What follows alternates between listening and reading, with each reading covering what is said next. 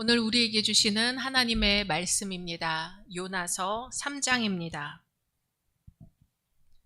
요나서 3장 1절에서 10절 말씀까지 한 절 한 절 교독하겠습니다. 여호와의 말씀이 두 번째로 요나에게 임하니라. 이르시되 일어나 저 큰 성읍 느니웨로 가서 내가 네게 명한 바를 그들에게 선포하라 하신지라. 요나가 여호와의 말씀대로 일어나서 니느웨로 가니라. 니느웨는 사흘 동안 걸을 만큼 하나님 앞에 큰 성읍이더라. 요나가 그 성읍에 들어가서 하루 동안 다니며 위쳐 이르되 40일이 지나면 니느웨가 무너지리라 하였더니 니느웨 사람들이 하나님을 믿고 금식을 선포하고 높고 낮은 자를 막론하고 굵은 베옷을 입은지라. 그 일이 니느웨 왕에게 들리매 왕이 보좌에서 일어나 왕복을 벗고 굵은 베옷을 입고 제 위에 앉으니라. 왕과 그의 대신들이 조서를 내려 니느웨에 선포하여 이르되 사람이나 짐승이나 소떼나 양떼나 아무것도 입에 대지 말지니 곧 먹지도 말 것이요 물도 마시지 말 것이며 사람이든지 짐승이든지 다 굵은 베옷을 입을 것이요 힘써 하나님께 부르짖으며 각기 악한 길과 손으로 행한 강포에서 떠날 것이라. 하나님이 뜻을 돌이키시고 그 진노를 그치사 우리가 멸망하지 않게 하시리라. 그렇지 않을 줄을 누가 알겠느냐 한지라. 하나님이 그들이 행한 것 곧 그 악한 길에서 돌이켜 떠난 것을 보시고 하나님이 뜻을 돌이키사 그들에게 내리리라고 말씀하신 재앙을 내리지 아니하시니라. 아멘. 사도행전 16장 6절에서 15절 말씀입니다. 사도행전 16장 6절에서 15절 말씀까지 한 절 한 절 교독하겠습니다.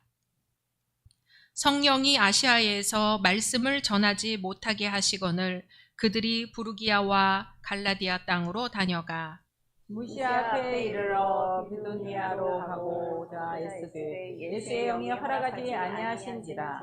무시아를 지나 드로아로 내려갔는데 밤의 환상이 바울에게 보이니 마게도냐 사람 하나가 서서 그에게 청하여 이르되 마게도냐로 건너와서 우리를 도우라 하거늘 바울이 그 환상을 보았을 때 우리가 곧 마게도냐로 떠나기를 힘쓰니 이는 하나님이 저 사람들에게 복음을 전하라고 우리를 부르신 줄로 인정함이러라. 우리가 드로아에서 배를 떠나 사모드라에게로 직행하여 이튿날 네아폴리로 가고 거기서 빌립보에 이르니 이는 마게도냐 지방의 첫 성이요 또 로마의 식민지라. 이 성에서 수일을 유하다가 안식일에 우리가 기도할 곳이 있을까 하여 문밖 강가에 가서 거기에 앉아서 모인 여자들에게 말하는데 두아디라시에 있는 자색 옷감 장사로서 하나님을 섬기는 루디아라 하는 한 여자가 말을 듣고 있을 때 주께서 그 마음을 열어 바울의 말을 따르게 하신지라. 그와 그 집이 다 세례를 받고 우리에게 청하여 이르되 만일 나를 주 믿는 자로 알거든 내 집에 들어와 유하라 하고 강권하여 머물게 하니라. 아멘. 마태복음 5장 9절의 말씀입니다. 마태복음 5장 9절 한 절 말씀 한 목소리로 합독합니다. 화평하게 하는 자는 복이 있나니 그들이 하나님의 아들이라 일컬음을 받을 것임이요. 아멘. 이 시간에는 이남성교회의 부흥이라는 제목 찬양 하나님께 영광 돌립니다. 이 시간 우리 앞뒤 옆에 계신 분들과 인사 나누겠습니다. 잘 오셨습니다. 축복합니다. 올해 받으신 약속의 말씀 함께 암송하겠습니다. 요한일서 5장 하나님께로부터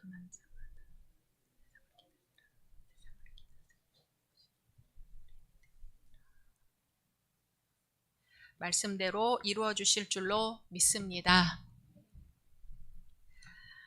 지난주에 교육을 받으러 가는 길에 차 안에서 한 목사님과 이런저런 이야기를 나누게 되었습니다.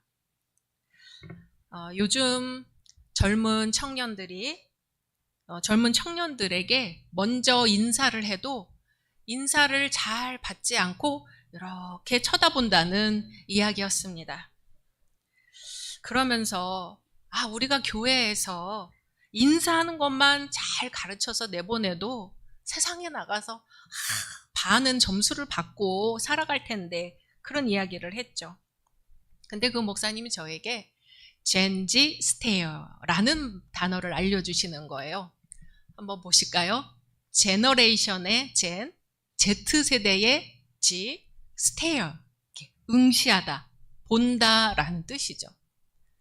젠지의 응시법, 그런 뜻이 될 것 같아요. Z세대의 응시라는 뜻인데 최근 미국에서 화제가 된 표현이라고 합니다. 처음 만난 사람에게 곧바로 말을 걸기보다 상대를 바라보면서 먼저 이러고 이제 반응을 살피는 거죠. 어떤 사람은 이것을 무례함이라고 보기도 하고, 어떤 사람은 조심스러움이다 하고 보기도 합니다. 저만 해도 이런 것이 참 낯설어요. 누가 모르는 사람이 인사해도 나도 모르게 같이 인사하는 게 우리의 정서인데, 또 요즘은 그렇지 않은 모양입니다. 그런데 이 목사님 이야기를 들으면서 문득 이런 생각이 들더라고요. 왜 그렇게 되었을까? 왜 그렇게 되었을까? 혹시 그들이 말하지 않고 이러고 바라보는 것은 무례함이 아니라 조심스러워서 그러는 것은 아닐까? 혹시 예의가 없어서가 아니라 상처받은 경험이 쌓여서 그런 것은 아닐까? 혹시 먼저 말을 건넸다가 거절당한 기억, 관계 속에서 실망했던 기억, 나를 드러냈다가 상처 입었던 기억이 잠시 멈추어 서게 만드는 것은 아닐까 생각하게 되었습니다. 그러고 보니 어떤 면에서는 우리도 그렇습니다. 먼저 손 내밀기가 어렵습니다. 먼저 화해를 말하기가 어렵습니다. 먼저 다가가기가 어렵습니다. 상처받고 싶지 않기 때문이죠. 그래서 우리는 서로를 바라보지만 쉽게 다가가지 못합니다. 어쩌면 오늘날 우리는 모두 응시의 시대를 살아가고 있는지도 모르겠습니다. 그런데 하나님은 멀리서 바라보기만 하시는 분이 아니죠. 태초에 하나님이 창조하신 세상을 보면 경계가 없습니다. 하나님과 인간 사이에도 벽이 없습니다. 남자와 여자 사이에도 벽이 없습니다. 인간과 자연 사이에도 벽이 없습니다.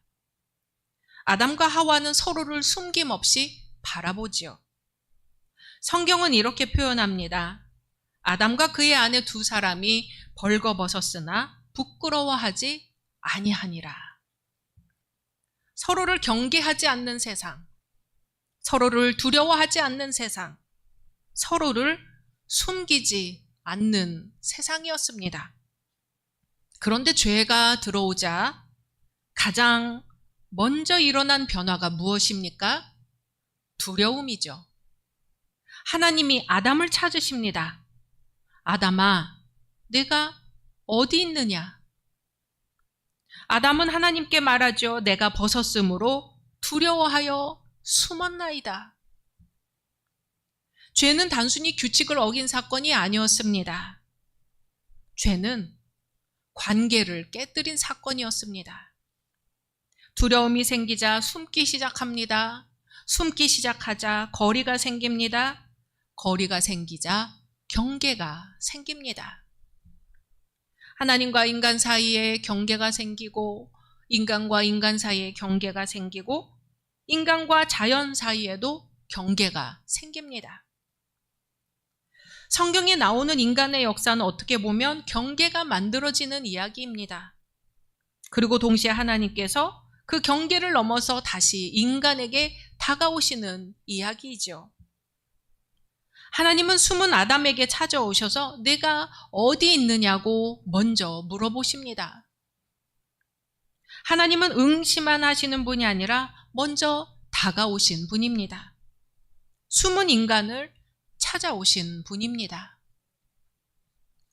오늘은 6.25 민족 화해 주일입니다. 6.25 전쟁은 지나간 역사만이 아니죠. 아직도 우리 민족의 마음에 남아있는 깊은 상처입니다. 가족이 갈라졌고, 고향을 잃은 사람들이 생겼고, 같은 말을 쓰는 사람들이 서로를 향해 총을 겨누었습니다. 그 상처는 아직 끝나지 않았습니다. 한반도는 여전히 분단되어 있고 그 분단은 휴전선 위에만 있지 않습니다. 우리의 말과 감정, 정치와 신앙 속에도 남아 있습니다. 우리는 보통 사람을 이렇게 나누지요. 우리 편, 저쪽 편. 같은 사람, 다른 사람. 함께 할 수 있는 사람, 함께 할 수 없는 사람. 그러나 오늘 말씀에서 보면 하나님의 자비는 어디까지 미칩니까? 복음은 누구에게까지 가야 합니까? 하나님께서 우리가 닫아놓은 길을 여신다면 우리는 그 길을 따라서 걸어갈 수 있을까요? 요나서 3장은 이렇게 시작합니다. 1절 말씀 같이 읽습니다. 여호와의 말씀이 두 번째로 요나에게 임하니라 이르시되 아멘. 여기서 중요한 말은 두 번째로입니다. 하나님은 요나에게 니느웨 가라고 말씀을 하셨죠. 그러나 요나는 도망쳤습니다. 니느웨가 싫었기 때문이에요. 니느웨는 이스라엘에게 위협적인 제국의 도시였고 폭력과 억압의 상징이었습니다. 요나에게 니느웨는 구원받아야 할 도시가 아니라 무너져야 할 도시였습니다. 그러나 하나님은 요나를 다시 부르십니다. 요나도 포기하지 않으시고 니느웨도 포기하지 않으십니다. 요나는 니느웨로 가는 길을 닫았죠. 거긴 안 됩니다. 저 사람들은 안 됩니다. 저쪽 편은 안 됩니다. 하지만 하나님은 그 길을 다시 여십니다. 우리에게도 닫힌 길이 있습니다. 용서하고 싶지 않은 사람이 있죠. 생각만 해도 마음이 굳어지는 사람이 있습니다. 개인에게도 그렇고 민족에게도 그렇습니다. 분단된 한반도에서 우리는 오랫동안 저쪽이라는 말, 북쪽이라는 말을 배워왔습니다. 물론 현실을 낭만적으로 볼 수는 없지요. 폭력과 불의를 가볍게 여겨서도 안 됩니다. 성경에서 화평을 이루라고 했다고 무조건 진실을 덮으라는 뜻은 아닙니다. 그러나 우리가 저쪽이라고 부르는 순간 거기에 있는 사람의 얼굴까지도 지워버리는 것은 아닌지 생각해 봐야겠지요. 우리가 원수라고 부르는 순간 하나님께서 그들에게도 말씀하실 수 있다는 사실을 잊는 것은 아닌지 생각해 봐야 되겠죠. 하나님께서 요나에게 말씀하십니다. 2절 읽습니다. 일어나 저 큰 성읍 니느웨로 가서 내가 네게 명한 바를 그들에게 선포하라 하신지라. 아멘. 요나에게 니느웨는 미운 도시였어요. 그러나 하나님께 니느웨는 사람들이 사는 큰 성읍이었습니다. 악이 있는 곳이지만 동시에 생명이 있는 곳이었습니다. 요나는 니느웨를 원수의 집단으로 보았습니다. 그러나 하나님은 그 안에 있는 사람들을 보셨습니다. 우리도 쉽게 사람을 집단으로 묶지요. 이념으로, 지역으로, 세대로, 국적으로, 진영으로 묶습니다. 그러면 그 안에 있는 얼굴을 보지 못하게 됩니다. 그러나 하나님은 사람의 얼굴을 보십니다. 악을 보시지만 동시에 회개의 가능성도 보십니다. 요나는 니느웨로 가서 외쳤습니다. 40일만 지나면 니느웨가 무너진다. 억지로 하는 거죠. 그런데 니느웨 사람들이 그 말을 듣고 하나님을 믿고 회개를 합니다. 왕까지 보좌에서 내려와 왕복을 벗고 굵은 베옷을 입고 사람마다 악한 길과 폭력에서 돌이키라고 명령합니다. 그러자 니느웨가 진짜로 회개를 합니다. 회개는 단순히 후회하는 게 아니죠. 가던 방향에서 방향을 바꾸는 겁니다. 폭력에서 돌이키는 것입니다. 그들이 돌이켰을 때 하나님은 재앙을 내리지 않으셨습니다. 우리 10절 말씀 이어서 읽습니다. 하나님이 그들이 행한 것, 곧 그 악한 길에서 돌이켜 떠난 것을 보시고 하나님이 뜻을 돌이키사 그들에게 내리리라고 말씀하신 재앙을 내리지 아니하시니라. 아멘. 하나님은 심판보다 생명을 기뻐하셨습니다. 멸망보다 회개를 기뻐하셨습니다. 보복보다 돌이킴을 기뻐하셨습니다. 이것이 요나서의 불편한 복음입니다. 하나님은 우리가 미워하는 사람도 살리기를 원하십니다. 우리가 심판받아 마땅하다고 여기는 사람에게도 회개의 기회를 주십니다. 우리는 하나님의 자비로우심이, 하나님의 사랑하심이 나에게만 아니라 내가 미워하는 사람에게도 이를 수도 있다는 것을 항상 기억해야 합니다. 바울은 아시아에서 말씀을 전하려고 했는데요. 성령께서 막으십니다. 비두니아로 가려 할 때도 예수의 영이 허락하지 않으십니다. 우리 사도행전 15장 6절 상반절 같이 있습니다. 성령이 아시아에서 말씀을 전하지 못하게 하시거늘. 아멘. 성령의 인도하심은 언제나 길이 열리는 방식으로만 임하지 않습니다. 때로 성령은 막으심으로 인도하십니다. 우리의 계획을 멈추게 하심으로 하나님의 길을 보게 하십니다. 그 밤에 바울은 환상을 봅니다. 환상 속에서 마게도냐 사람이 말하는 거예요. 마게도냐로 건너와서 우리를 도와주십시오. 바울은 마게도냐로 건너갑니다. 그리고 빌립보 강가에서 루디아를 만나죠. 주님은 그 여인의 마음을 여셔서 바울의 말을 듣게 하십니다. 우리 14절 같이 있습니다. 두아디라시에 있는 자색 옷감 장사로서 하나님을 섬기는 루디아라 하는 한 여자가 말을 듣고 있을 때 주께서 그 마음을 열어 바울의 말을 따르게 하신지라. 아멘. 하나님이 여시는 길은 이렇게 시작될 때가 많습니다.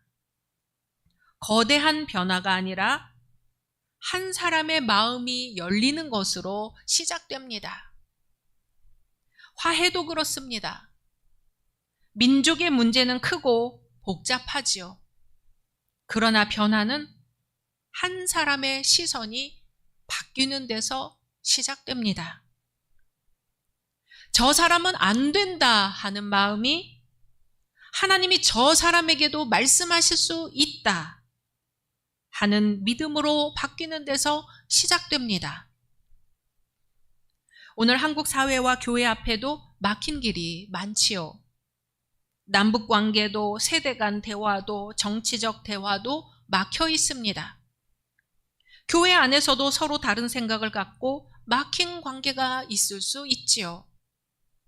그러나 성령은 막힌 길 너머에서도 새로운 만남을 준비하시는 줄로 믿습니다.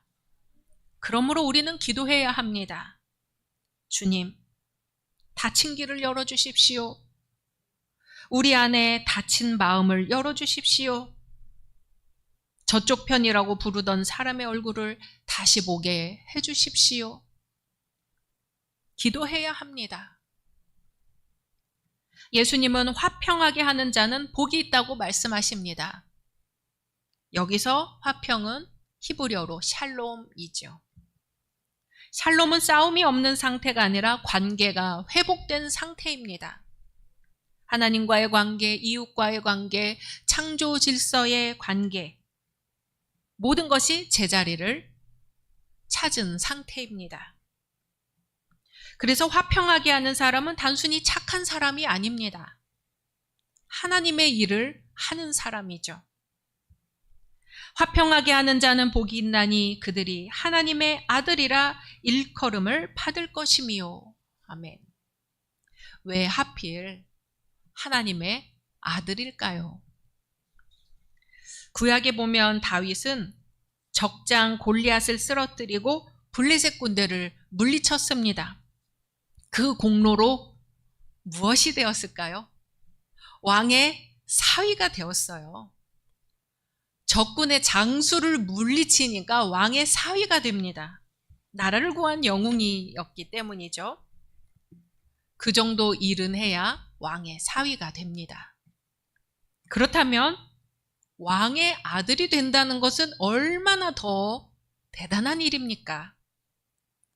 그런데 예수님은 전쟁에서 이겨 승리한 사람이 아니라 원수를 화해시키는 사람, 깨어진 관계를 잇는 사람, 증오가 있는 곳에 사랑을 심는 사람, 갈라진 공동체를 다시 하나 되게 하는 사람이 하나님의 자녀라고 말씀하십니다. 왜 그렇습니까? 그것이 하나님께서 하시는 일이기 때문이죠. 자식은 부모를 닮아서 자식입니다. 하나님이 하시는 일을 해야 하나님의 자녀입니다. 십자가는 원수된 인간을 하나님과 화목하게 하신 사건이죠. 그러므로 화평하게 하는 사람은 그냥 착한 사람이 아니라 하나님의 일을 이어가는 사람입니다. 하나님의 마음을 닮아가는 사람, 그래서 하나님의 자녀라 불리는 사람입니다. 사랑하는 열린 성도 여러분, 오늘 말씀은 우리를 쉬운 자리로 부르지 않습니다. 요나에게 니느웨는 쉬운 길이 아니었습니다. 바울에게 마게도냐는 처음 계획한 길이 아니었습니다. 6.25의 상처를 안고 살아가는 우리 민족에게 화해도 결코 가벼운 일이 아니죠. 그러나 하나님은 바로 그 길로 우리를 부르십니다. 닫힌 길을 여시는 하나님, 원수의 성읍에도 말씀을 보내시는 하나님, 모든 민족을 화평으로 부르시는 하나님께서 오늘 우리도 부르십니다. 오늘 우리도 고백해 볼까요? 주님, 내 안에 요나가 있습니다. 원수가 망하기를 바라는 마음이 있습니다. 저쪽 편은 안 된다고 여기는 마음이 있습니다. 내가 닫아놓은 길을 하나님도 닫아두셔야 한다고 생각하는 마음이 있습니다. 그러나 하나님은 니느웨에도 말씀을 보내셨습니다. 성령은 막힌 길 너머에서 루디아의 마음을 여셨습니다. 부활하신 주님은 모든 민족에게 복음을 전하라고 명령하셨습니다. 주님은 이제 우리도 그 길로 보내십니다. 경계를 넘어 화평으로, 미움을 넘어 기도로, 분단을 넘어 화해의 소망으로 우리를 부르십니다. 그 부르심에 응답하는 저와 여러분 되기를 주님의 이름으로 축원합니다. 주님의 말씀입니다. 화평하게 하는 자는 복이 있나니 그들이 하나님의 아들이라 일컬음을 받을 것이미요. 아멘. 이 시간 세계 평화를 위하여, 신음하는 이 땅과 민족을 위하여, 이웃들과 환우들을 위하여 잠시 소리내어 기도하겠습니다. 거룩하신 하나님, 정의를 주시고 세계를 위하여, 민족을 위하여, 화평을 위하여 기도하게 하시니 감사합니다. 주여, 이 땅을 어려우게 해서 어서속히 전쟁이 종식되게 하여 주시고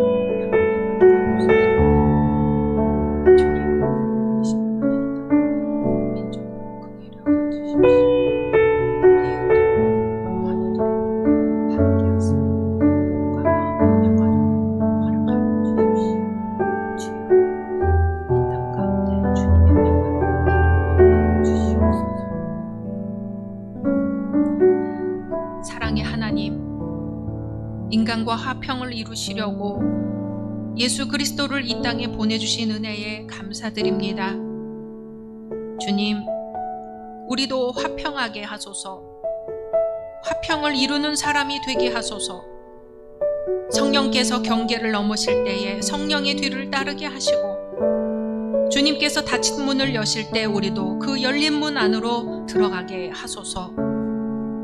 오 주님, 우리 마음에 먼저 평화가 임하기를 원합니다. 주님의 평화가 우리 마음속에 흘러 넘쳐 세상에 이 평화를 전하게 하소서. 예수님의 이름으로 기도드립니다. 아멘.